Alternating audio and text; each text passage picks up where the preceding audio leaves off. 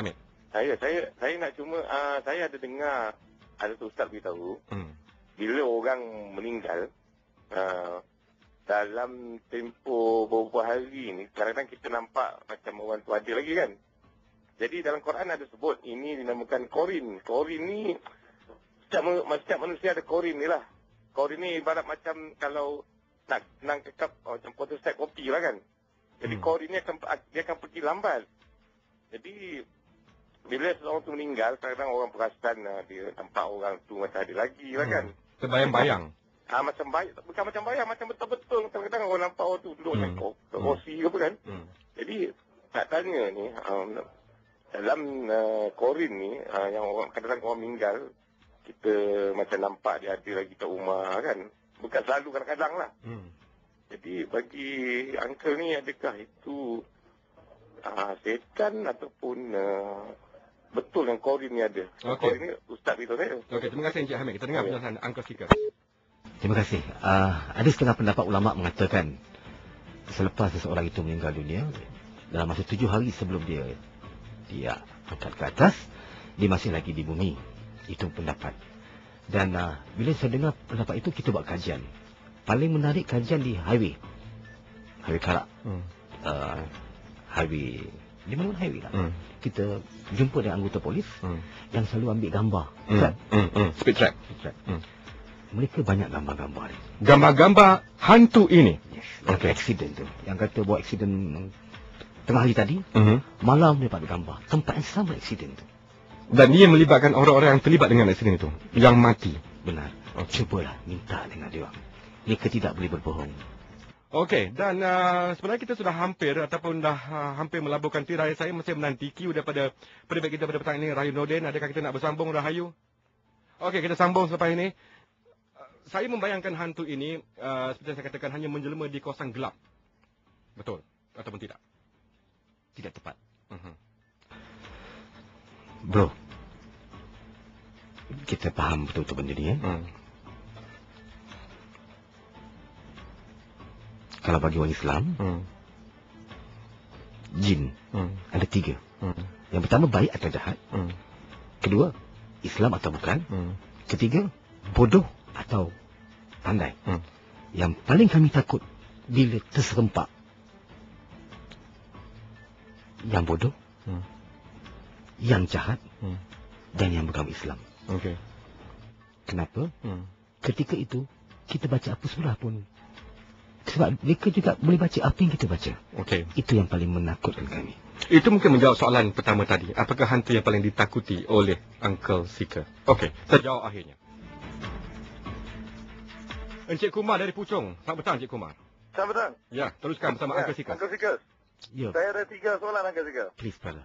Yang pertama, ada orang kata yang manusia yang bermata kucing itu dapat melihat hantu dengan lebih daripada masa. Adakah betul?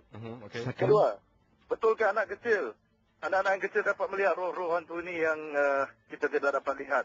Yang ketiga, roh yang tak sampai hajat ataupun manusia yang mati tak sampai hajat, adakah mereka digelar hantu yang masih berkeliaran di bumi? Okey, terima kasih Encik Kumar. Soalan yang cukup menarik. Hanya orang mata kucing saja boleh beri jawapan. Okey, itu jawapannya. Okey, yang kedua, anak kecil boleh lihat hantu lebih jelas daripada kita? Benar. Okey, soalan yang ketiga, roh yang tidak sampai hajatnya akan berkeliaran di bumi dan seterusnya menjadi hantu. Tidak ada jawapan saintifik tentang perkara itu. Okey, kajian belum lagi dibuat. Masih dibuat sampai hari ini. Tapi tidak ada jawapan yang spesifik tentang soalan itu. Rahsia di tangan dia. Okey. Okey, ada ini mungkin rahsia-rahsia yang tersembunyi dan sebagainya. Apabila orang itu dihantui, diganggu oleh makhluk-makhluk ini, mereka mula menabur apa juga kunyit, garam dan sebagainya, kacang hijau di sekeliling rumah. Itu merupakan apa? Ada bukti-bukti saintifik yang boleh menghalau hantu ini?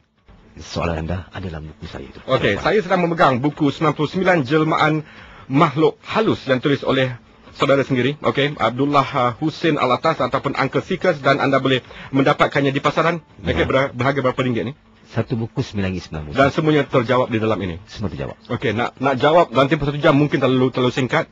Yang penting baca buku yang telah pun ditulis oleh Uncle Sikas dan anda boleh mendapat jawapannya. Setelah anda mengumpul hampir 200 pita rakaman berkenaan dengan kewujudan, jelmaan, bayangan, imej hantu-hantu ini, apa yang anda akan lakukan selepas ini?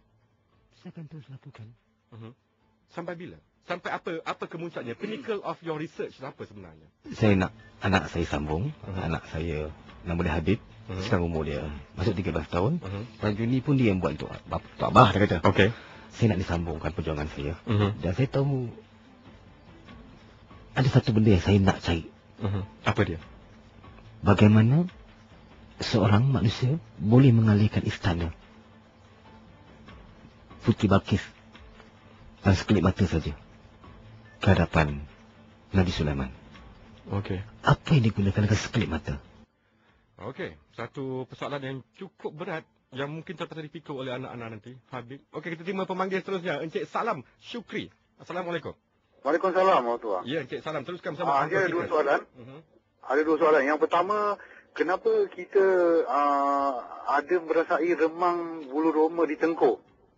Saya nak tahu tu kenapa tak ada di tempat lain bahagian badan. Dan yang kedua, saya nak tahu dekat mana saya boleh dapatkan buku tu. Itu saja. Okey, terima kasih Encik Salam.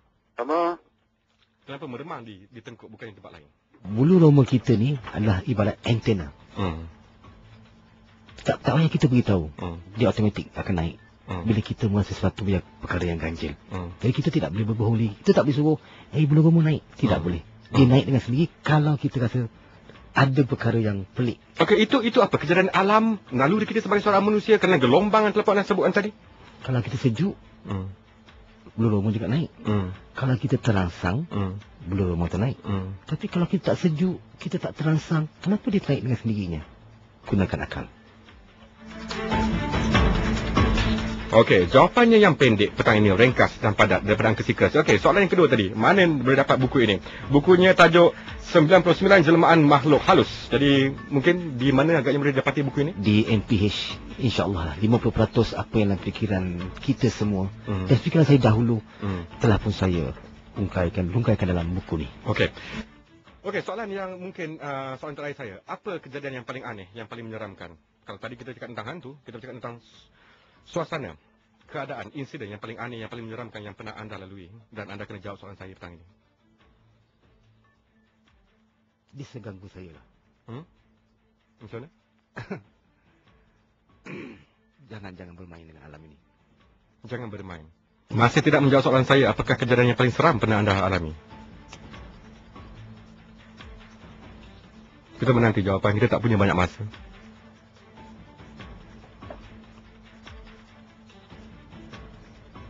Meja dan kursi bergerak sendiri. Di mana?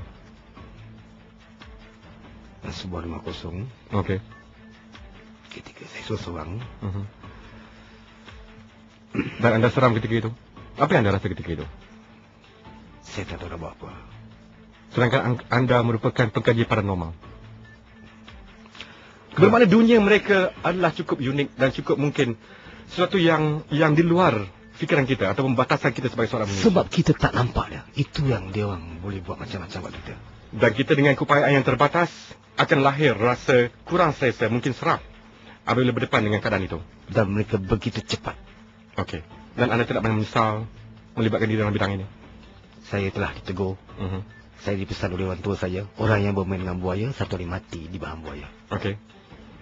Orang yang bermain dengan benda-benda yang tajam akan mati. Dan kau bermain dengan benda-benda ni, kau bersiap sedia. Sekian.